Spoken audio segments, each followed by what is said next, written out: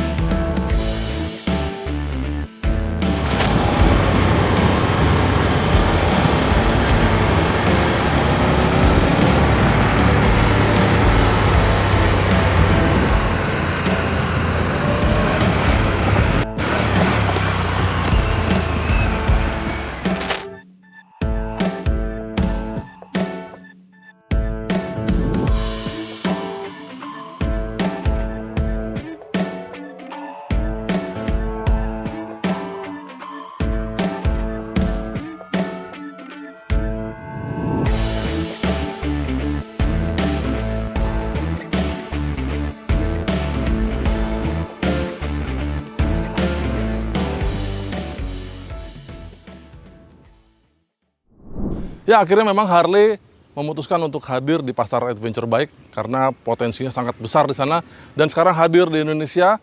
Sekarang Harley Davidson di Indonesia hadir melalui JLM Auto, tapi mereka berlaku sebagai APM. Dan dealer-dealer masih sama. Kalau di Jakarta Anda bisa ke Anak Elang di Kelapa Gading, lalu di Bandung Anda bisa ke Siliwangi Harley Davidson di Bandung, di Solo ada Kalimas, dan di Bali ada Sarana Harley Davidson. Dan satu lagi di Jakarta akan tambah showroomnya di sekitar Cawang, Indomobil Harley Davidson. Berarti ada 5 dealer di Indonesia dan motor ini bisa Anda miliki dengan fitur yang sangat komplit. Kita lihat dulu secara desain, dia jauh sekali dari kesan sebuah Harley Davidson ya. Karena untuk yang model ini dengan warna ini, Anda nggak bisa lihat logonya Harley Davidson terpampang jelas dimanapun, hanya ada ya semu-semu kecil di tangkinya sini, terus ada tulisan Harley Davidson di depan sini, tapi desainnya sangat khas sebuah Pan Am. Kalau Anda pecinta Harley, Anda pasti tahu desain dari Pan Am ini. Lampu kotaknya di depan dengan tangki yang juga kotak dan panjang sekali, tangkinya 21 liter. Dia ada di atas mesin V-twin dari Harley Davidson yang baru, mesinnya RevMax, nanti kita bahas. Dan tampak sangat panjang sekali menuju ke jok, antara jok pengemudi dan pillion seat di belakang sini. Dia di belakang benar-benar sebuah adventure bike ya, lengkap dengan behel dan bracket-bracket untuk panniers di kiri dan kanan, dan di belakang sini juga sudah siap untuk ditaruh top box. Di depan dia ada windshield, dan windshieldnya ini bisa Anda setel. Jadi setelnya secara manual, bisa dinaikkan. Ada tuasnya di sebelah kiri sini. Ya, cukup akomodatif untuk menahan terpaan angin dari depan. Semua lampunya sudah full LED. Dan lampu utama ditambah lampu kecil di sini, ini adalah lampu yang akan menyala pada saat Anda membelok. Karena begitu Anda memiringkan motor sedikit, dia akan menyinari bagian dalam tikungan, dan itu sangat berguna untuk motor yang sebesar ini. Lalu, ini bukan fog lamp, tapi ini adalah lampu sen depan, lampu sen belakangnya ada di atas spakbor, dan lampu remnya kecil sekali di belakang sini. Dia pakai ban yang ciri-cirinya memang adventure banget. Di depan pakai ring 19 inci, bannya lebar 120 mm, profil 70. Di belakang pakai ban 17 inci dengan lebar 170 dan profil 60. Dan ban ini dipasangkan pada pelek jari-jari. Jadi bannya tulisannya aja bannya Harley Davidson, tapi ini ban produksi Michelin Scorcher, dan dia dipasangkan ke pelek jari-jari. Pelek jari-jarinya pelek DID, dan dia sudah tubeless karena jari-jarinya tembus ke samping kiri dan kanan ini. Sementara suspensinya sangat jenjang, dia tinggi sekali, di depan pakai shock bracket teleskopik 47 mm, dan di belakang dia pakai monoshock di tengah-tengah, dan suspensinya ini ternyata semi auto. Karena kalau Anda hidupkan motor, nanti kita akan cobain, dia akan nyetel sendiri sesuai sama berat Anda. Entah Anda riding sendirian, atau mungkin berdua, atau lengkap dengan bagasi dan barang-barang bawaan. Itu nanti dia akan nyetel sendiri. Jadi otomatis akan sesuai dengan beban dan riding mode yang Anda pilih. Nah, mengenai fitur-fitur, ini banyak sekali fiturnya. Semua sudah komplit ditanamkan oleh Harley di sini. Kita lihat satu persatu. Di depan sini saja tombolnya banyak sekali. Anda punya pilihan mode berkendara di sebelah kanan sini. Jadi berkendara ini Anda ada beberapa mode yang bisa dipilih, mulai dari sport, road, ada off-road, dan juga ada rain. Sementara ada 2 mode lagi yang bisa menyesuaikan dengan keinginan Anda. Lalu ada tombol start di sini, jadi kill switch. Lalu ada hazard. Sementara di bawahnya ada tombol koneksi dengan ponsel Anda, jadi Anda bisa hubungkan ponsel Anda ke sini, dan Anda bisa hubungkan juga ke intercom, dan Anda bisa main lagu atau ngatur volume dari tombol di sebelah kanan ini. Sebelah kiri ada tombol-tombol layaknya sebuah motor laki ya, semua ada di sini, baik passing lamp, dim, dan juga ada tombol sen di bawah, klakson. Lalu di atasnya sini ada banyak sekali tombol lagi. Di antaranya, ini yang paling menarik dari motor adventure adalah tombol heated grips. Jadi Anda bisa memanaskan grip gas dan grip yang disetang ini, sehingga Anda bisa berkendara pada saat meskipun hujan atau dingin, Anda bisa tetap fokus karena tangan Anda hangat. Lalu di sini ada tombol cruise control, Anda bisa setel cruise controlnya, dan dia juga ada tombol menu. Lalu bagaimana dengan mesinnya? Jadi di bawah tangki yang isinya 21 liter ini, dia mesinnya menyatu dengan rangka. Maksudnya dia tidak ada rangka yang kalau dibelah ya motor ini ya, rangkanya hanya sepotong-sepotong saja. Jadi di depan sini ada rangka yang berikut dengan komstir, tapi begitu ketemu dengan mesin, dia akan putus rangkanya. Jadi mesinlah yang berfungsi sebagai rangka. Di belakang baru ada rangka pipa lagi, itu di bawah jok ini, karena ini dia berfungsi sebagai subframe untuk jok ke belakang dan untuk gantungan suspensi, baik arm maupun shock breakernya. Dengan posisi mesin seperti ini yang berfungsi sebagai rangka juga, motor ini jadi bisa memangkas bobot yang cukup signifikan. Total dari semua paket ini beratnya 258 kg. Sudah terisi dengan oli dan bensin. Olinya sendiri sekitar 4,5 liter, berikut dengan filternya. Dan tinggi joknya 850 mm. Jadi motor ini tinggi sekali dan berat ya, hampir seperempat ton. Lebih dari seperempat ton. Dan sebenarnya kalau di atas kertas kelihatannya memang berat. Tapi kalau dibanding sama tipe-tipe cruisernya Harley, ini jadi kelihatan lebih ringan. Dan sebenarnya setelah dipakai akan terasa sangat lincah karena mungkin posisi mesinnya juga ada di bawah, sehingga center gravity-nya sangat bagus, membuat pengendaliannya jadi lebih maksimal. Mesin ini adalah mesin terbaru dari Harley Davidson, namanya Revolution Max atau biasanya disebut Rev Max ya. Kapasitasnya 1252 cc dan bisa menghasilkan tenaga 150 daya kuda. Dengan tenaga itu, kebayangkan bagaimana performanya. 150 daya kuda buat menghela motor 250 kg tetap saja, walaupun bobotnya besar, dia bisa full ngacir. Dan mesin ini sudah pasti fuel injection, dan dia punya konfigurasi V-twin. Semuanya sudah lengkap dengan catalytic converter di headernya ini, dan headernya kelihatan di sebelah kanan ini sistem knalpotnya ada tembolok besar di bawah sini, dan ada muffler yang sangat besar di belakang. Sebenarnya dia punya transmisi manual yang masih cukup konvensional, jadi kalau saya coba kemarin tidak ada quick shift, dan mungkin Ya kalau slipper clutch memang tidak ada di spesifikasi ya, jadi kita juga nggak terlalu bisa ngerasain efeknya. Jadi sebenarnya tidak ada slipper clutch di sini. Dia mesin ini bisa menghasilkan konsumsi bahan bakar, klaimnya dari Harley adalah 5,5 liter per 100 km atau sekitar 1,18 lah. Jadi motor ini rata-rata Moge 1200 cc ya memang segitu konsumsi bahan bakarnya. Motor ini sudah keyless, jadi Anda tinggal mengantongi saja kunci keyless ini, tapi tetap ada anak kunci untuk membuka tangki bensin dan mengunci setang. Kuncinya ada di atas, segitiga atas ya.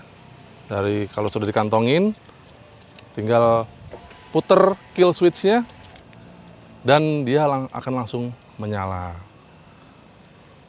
Ini adalah tampilan speedometernya.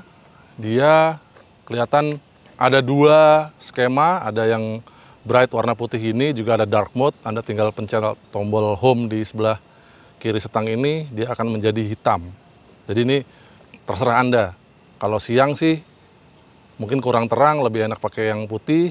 Kalau malam terlalu terang putih, Anda bisa ganti menjadi hitam. Dan Anda bisa setel brightness-nya. Di sini ada kecepatan, terus ada odometer. Odometer ini ada kita lihat dulu ada apa saja di sini. Ada range, ada trip A, ada trip B, jadi hanya itu aja, jadi nggak ada MID ya. Seperti fuel consumption di sini nggak ada, tapi data-data ini trip A, trip B ada di sebelah sini, jadi nggak usah lihat tengah, di sini juga ada, tapi tulisannya nggak terlalu besar. Terus di sebelah kanan ada temperatur ruang dan temperatur mesin, dan ada aki voltasenya. Di bawah ada fuel meter, lalu ada posisi gigi, dan ada jam juga. Di atas ini ada beberapa indikator lampu seperti oli, ada engine check, terus ada di sebelah kiri dan kanan ini ada lampu sen atau hazard ya. Dan lampu sennya lucu karena kalau Anda belok, setelah belok dia akan mati sendiri. Terus ada passing lamp. Sementara ada apa saja di dalam itu ada menunya, kita bisa akses. Ini ada navigasi, ada musik, terus ada data mengenai motor. Jadi ini adalah tekanan angin ban depan dan belakang. Kalau tekanannya kurang, Anda akan dapat di sini ada notifikasi kalau bannya kurang angin. Lalu ada lagi setting dari motor ini. Secara general dia ada bisa reset dari trip meternya, terus mengatur tanggal, terus sinkronisasi dengan handphone, dengan aplikasinya. Terus format jamnya juga bisa, format unit, ada lebih suka mile atau kilometer. Terus ada pin juga, ada bahasa juga pilihannya. Terus Anda bisa custom ride modes. Nah, ini riding modes-nya. Anda bisa ganti di sebelah kanan sini ada mode sebenarnya. Kalau pas riding nggak harus masuk ke menu ini. Ada rain, road, sport, sama off-road. Lalu ada custom nih. Lalu ini ada hold control, jadi kalau naik, apakah Anda ingin motor ini membantu untuk supaya tidak merosot turun ya, ini adalah hold controlnya. Terus ada bank lane aiming, nah ini juga bisa disetel. Di sini ada accessory mode, oke. Baik, ini appearance tadi, Anda bisa adjust screen brightness-nya, dan Anda bisa setel. Mau yang simple seperti ini, atau yang full tampilannya seperti yang kita lihat barusan. Lalu ada setelan Bluetooth, jadi Anda bisa sinkronkan handphone ada di sini, bisa nambah handphone baru juga, ada headset listnya. Terus ada notifikasi handphone, bisa Anda setel apakah ada telepon masuk dan ada teks masuk, bisa nongol di sini nih. Ini adalah softwarenya. Oke, itu saja. Sekarang kita coba bagaimana duduk di atas motor ini.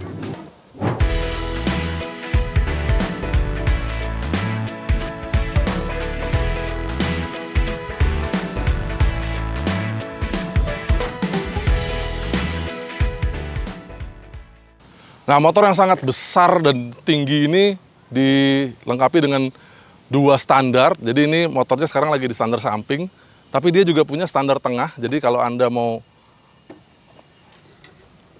standarin motornya berdiri tegak, dia bisa di standar tengah. Dan ternyata buat standarin tengah motor ini nggak terlalu berat. Tinggal ditendang aja, ditekan ke bawah, dia bisa berdiri dengan sempurna. Dan lucunya dia standarnya begitu kita standar tengah, tapi standar sampingnya masih terbuka. Begitu kita lipat, dia mentok sama standar tengahnya. Jadi kalau mau standar di tengah, jangan lupa standar sampingnya lipat dulu. Atau kalau udah terbuka begini, pada saat Anda mau jalan, jangan lupa standar sampingnya masih turun. Jadi harus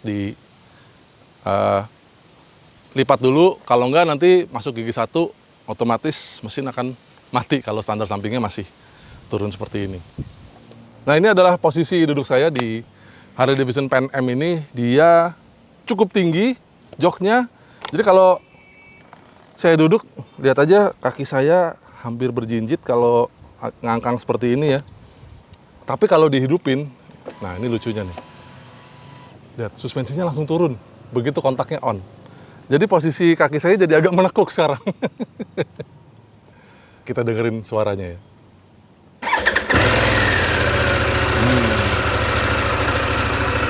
Suaranya jauh beda kan dibanding Harley Davidson yang mesinnya yang sebelumnya. Jadi mesin ini memang didesain oleh Harley sedikit, bukan sedikit lagi ya, banyak sekali bedanya. Dan sudah tidak terlalu berasa berjet lagi. Mesinnya berasa jauh lebih halus, baik dari segi getaran maupun suara. Tapi ini dengan knalpot standar. Nanti kalau knalpotnya diganti, harusnya ngeblar juga. Karena kemarin kita cobain Harley Davidson Sportster S milik anak elang yang sudah digarap knalpotnya, dan dia begitu digas, wah, bikin kaget.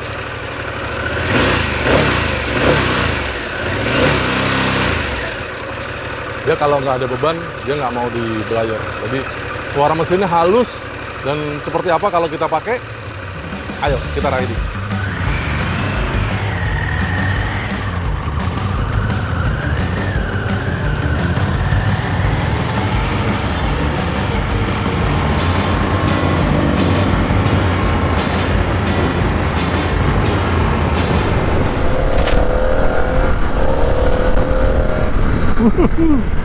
Nggak sangka ternyata motor yang beratnya 258 kg ini begitu dikendarai rasanya enteng banget ya. Nimble banget gitu loh. Kayak kita tekuk-tekuk itu ya masih nurut aja. Jadi ya seperti ini, nyelip dikit, nyelip lagi, bawa ke kanan, wow. Menyenangkan banget. Nggak nyangka aja, nggak nyangka. Coba kita buat muter balik ya. Oke, mantap. Jadi memang harus diakui dia jarak stang ke rider lumayan jauh. Lihat dari posisi tangkinya ya. Dia tangkinya memang tidak terlalu tinggi. Harus diakui dia tangkinya rendah, nggak seperti motor-motor adventure lain yang rata-rata tangkinya kayak penuh ontak. Ini dia nggak terlalu tinggi, tapi jauh antara jok dengan stang. Jadi posisi tangan saya agak lurus nih kalau saya duduknya tegak banget ya. Jadi duduknya jadi agak sporty, agak-agak bungkuk ke depan sedikit supaya cengkeraman tangan ke stang lebih enak, dan handling motornya lebih enak. Buat banting-banting seperti ini tuh lebih nimble rasanya.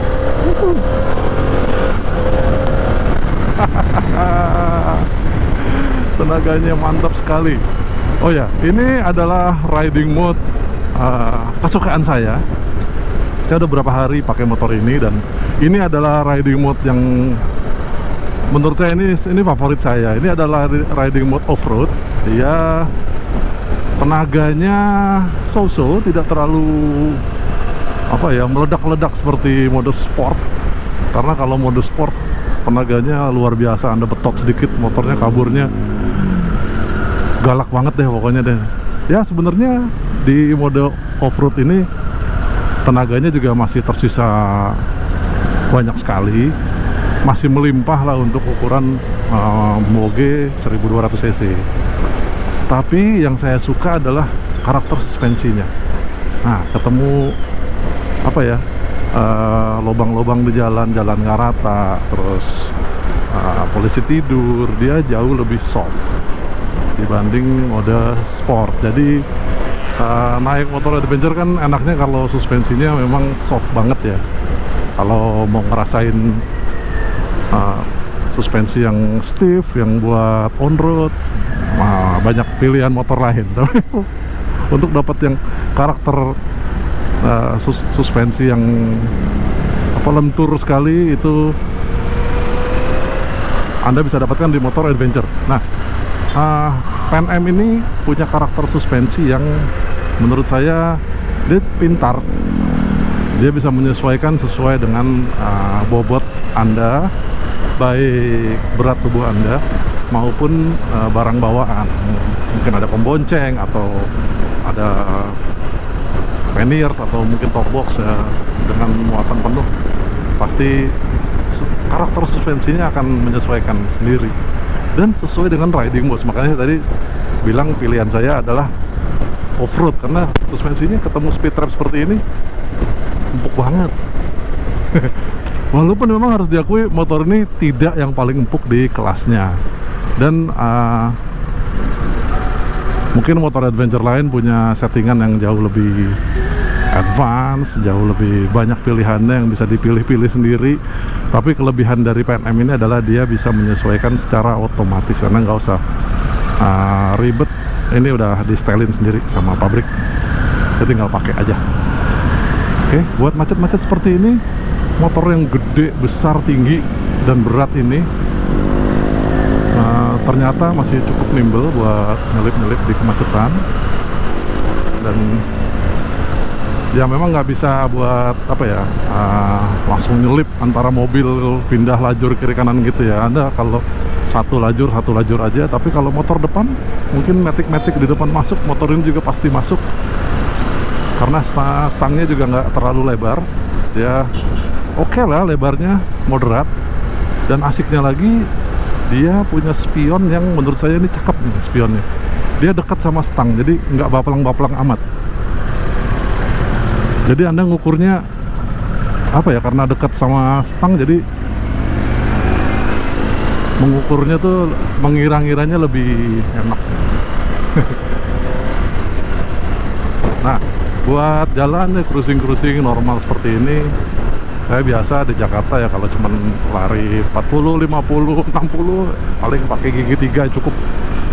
Dan memang kebetulan kita nggak lama pakai motor ini, hanya beberapa hari aja, dan saya hanya bisa pakai di dalam kota. Sebenarnya penasaran sih mau pakai keluar kota, cuman kebetulan pas motor ini datang jadwal juga lagi padat-padatnya, jadi kita pakai buat harian. Dia bisa lumayan menyimpulkan apa yang bisa dirasakan di motor ini. Buat macet-macet seperti ini enak. Dia motornya cukup lincah dan nggak terasa beratnya. Dan asiknya, Anda apa ya, akan merasakan sensasi yang agak beda soal panas mesin. Karena kalau Anda mungkin biasa pakai Harley ya, panasnya akan sangat menyengat di bagian selangkangan. Di antara kedua paha Anda bagian bawah itu terasa sangat menyengat.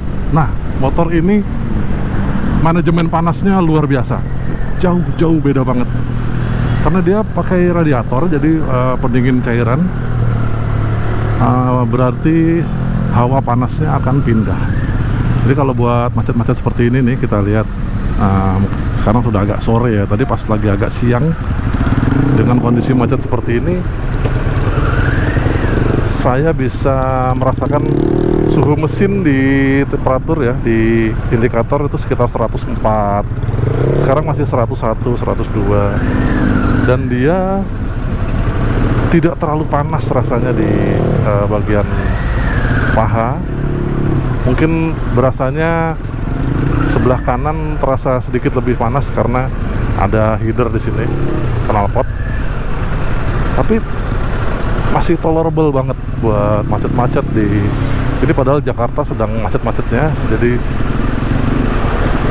panasnya masih oke. Kita harus acung jempol ke Harley. Memang saya nggak pakai motor ini macet-macetan berjam-jam ya, untuk mencari tahu durability, tahan panasnya dia. Tapi ini oke banget loh. Buat macet-macetan di Jakarta dengan kondisi padat banget seperti ini, nggak terlalu gobios di dalam jaket.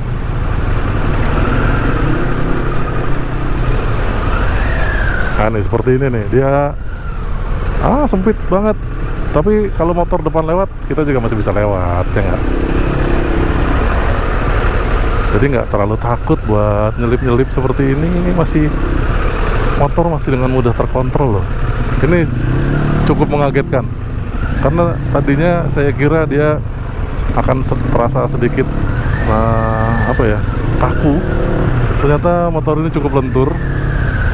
Buat dibanting kiri kanan juga masih mau.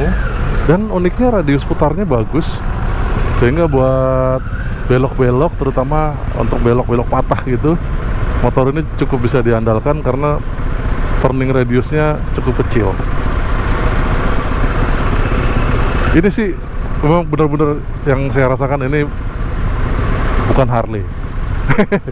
Maksudnya karakternya berubah jauh sekali, dan karakternya berubah menuju ke hal yang lebih baik dari segi getaran. Ini dia dari tadi kita pakai getarannya ya normal lah ya, mesin V-twin nggak akan bisa sehalus mesin 4 silinder segaris, tapi ini oke banget ya buat cruising antara 4.000-5.000 rpm di kecepatan ya mungkin sekitar 50-60. Getarannya sangat minim, suaranya pun minim karena masih pakai knalpot standar, jadi everything's okay. Nah ini sudah mulai nih 104, dan yang berasa memang ada hembusan angin. Berasanya adalah hembusan angin dari depan karena pakai radiator, dan dia terasa di bagian bawah paha sini. Tapi ke atasnya nggak terasa panas. Makanya saya setel di depan, windshieldnya posisinya paling rendah, sehingga ya cukup bisa memberi angin. Makanya begitu habis macet ketemu jalanan kosong seperti ini, wah betapa bahagianya kita.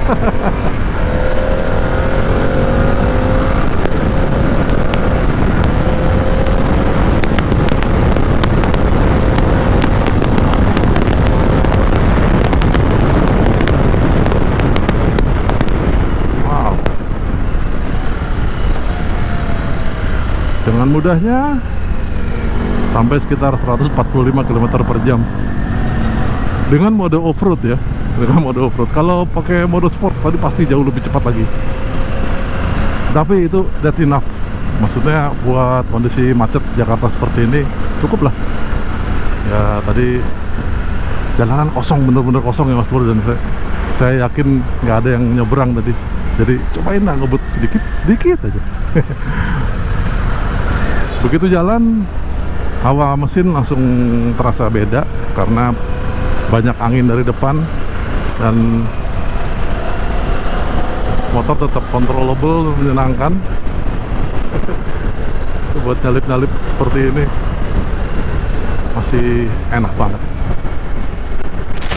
Bicara soal kenyamanan lain adalah joknya. Nah, bicara soal jok nih menarik karena joknya dia tuh empuk banget. Saya nggak nyobain yang belakang sih, tapi kalau dipegang joknya itu memang depan dan belakang sama empuknya. Jadi harusnya buat pembonceng sama apa yang dengan yang saya rasakan saat ini.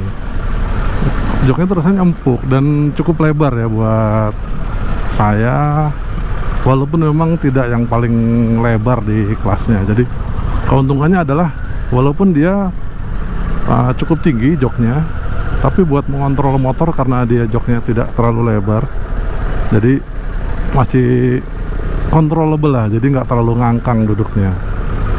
Jadi joknya memang tidak tidak tirus ya, maksudnya bagian depan dan belakangnya tidak terlalu jauh beda, jadi kayak kotak trapesium gitu ya, nggak mengerucut di depan. Jadi paha itu cukup tersangga dengan baik. Lalu di bagian bawah juga dia punya footstep yang sudah siap buat off-road sebenarnya. Jadi ada gerigi-geriginya gitu, tapi masih dikasih karet. Jadi buat sepatu harian seperti yang saya pakai sekarang masih nyaman buat dipijak karena ada karetnya. Kalau mungkin kita pakai boots yang memang buat dedicated buat adventure, paling enak sih memang karetnya dicopot ya. Jadi gripnya bisa bener-bener bagus ke sepatu. Nah, buat riding santai seperti ini sih, ya memang lagi-lagi ya stangnya terasa jauh dan ketemu polisi tidur seperti tadi. Kalau kita hajar pakai kecepatan sekitar 40-an km per jam, memang masih agak berasa mental dia, dampingnya jedar-jedar gitu. Tapi it's okay lah. Oke. Nah, sekarang kita akan coba mencari jalan yang tidak terlalu bagus. Jadi kita akan coba adventurean sedikit di dalam kota ini. Buat berdiri seperti ini, motor ini enak ternyata ya. Jadi walaupun jauh posisi stangnya dari jok, tapi motor masih cukup enak. Stangnya juga lebar dan cukup tinggi. Kalau saya sih mungkin lebih prefer kalau ini stangnya sedikit lebih tinggi lagi. Dan motor ini masih cukup controllable buat posisi handling seperti ini. Wow, ternyata enak ya. Nggak nyangka kalau Harley bisa membuat motor adventure seperti ini. Dan bodinya nimble, masih bisa dibanting-banting. Wah, mantap. Oke, ini masih jalan aspal. Coba ya kita lihat. Oh, di sana ada jalan yang ujungnya aspal. Asik. Kita coba masuk ke tanah. Wow, dengan bodi yang berat ya, harus diakui motor ini antep aja gitu buat jalan di jalanan berbatu seperti ini. Mantap.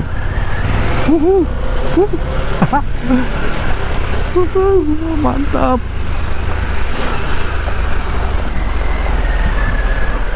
Oke loh, rasanya motor ini buat jalan off-road seperti ini luar biasa. Beda banget rasanya dibanding jalan aspal ya. Masih terkontrol motornya dan arahnya juga masih bisa diarahkan dengan baik. Cukup mengagetkan handling seperti ini ya untuk sebuah motor yang besar sekelas Harley Davidson. Wow.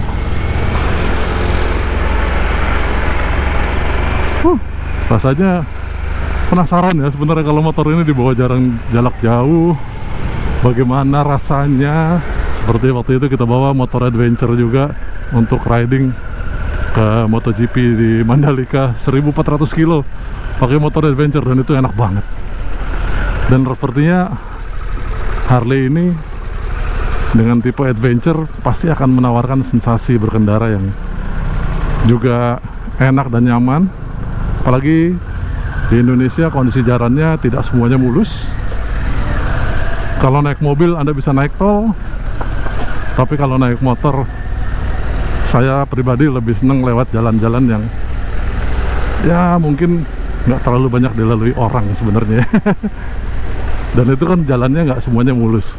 Dengan motor seperti inilah lebih cocok, ya nggak?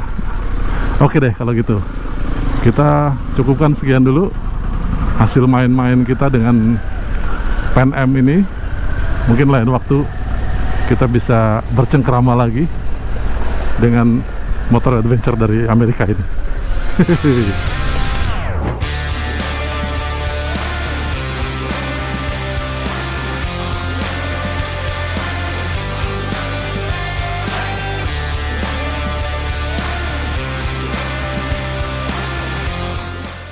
Itu tadi Riders, hasil kita berinteraksi sama sebuah spesies baru dari Harley Davidson. Ini adalah Pan Am atau Pan America, dan dia membuat stigma baru mengenai Harley Davidson yang suaranya dan getarannya jauh berbeda dibanding Harley Davidson yang old school ya. Dia sekarang new school dan menurut kami dia cukup sukses untuk mengembangkan sebuah motor adventure, karena dulu saya pernah skeptis karena ngelihat tangkinya yang sangat panjang ini membuat posisi stangnya agak jauh dari jok, tapi ternyata begitu dipakai handlingnya juga cukup oke. Bagaimana menurut Anda? Silakan tinggalkan komentar Anda di bawah, dan jangan lupa main-main ke website kami www.autorider.com. Follow juga kami di sosial media, TikTok dan Instagram kami di @autorider.com. Terima kasih yang sudah subscribe, like video ini dan membagikan video ini ke teman-teman Anda. Sampai jumpa di video kami yang lain. Bye!